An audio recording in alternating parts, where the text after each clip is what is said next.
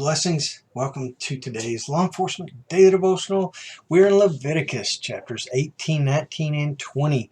And, being in the book of Leviticus, which is the Levitical law, we expect to get to a day like this where it is just jam-packed with laws and punishment.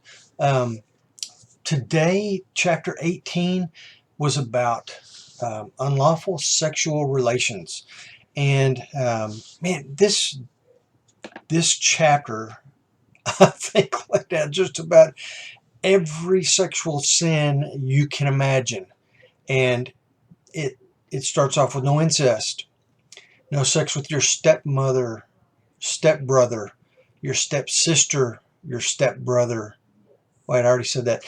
No sex with your grandparents or your grandkids. No sex with an aunt or an uncle.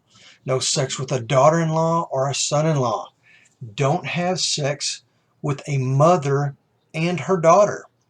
Don't have sex with a man and his son.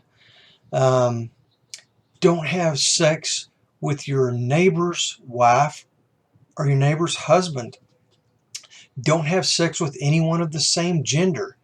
And the last one, it says, do not have sex with an animal.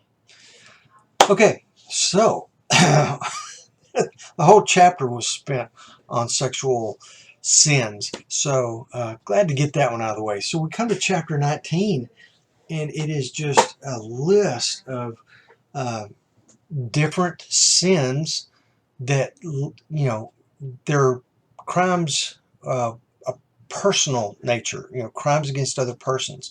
Sometimes we have so many laws, we break them into crimes against persons, crimes against property, crimes against society, yada, yada, yada.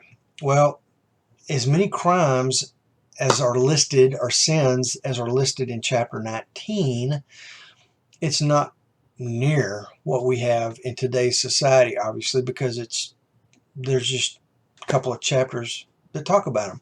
But just like in our penal codes or in our law books, we have the elements of the offense, of the crimes, basically, but then you have the punishments. And that's kind of how this is divided up, because in chapter 20, it goes back and it lists the punishments for the separate crimes. And it goes anywhere from being kicked out of camp and excommunicated from the Hebrew nation and society to the death penalties. And if you've read this, you might have been surprised at how many of these sinful acts were deserving of death during those days under this law. So, real interesting read, especially for law enforcement, kind of compare them to what our laws are today. And we live under a different society and a different set of laws today. So we follow the laws of our day. A new Christian is no longer under the law. We're under grace. But it's just different. And it's interesting to compare the two laws and see where they match up and see where they are a little bit different. So anyway, tomorrow we're in Leviticus 21, 22, and 23.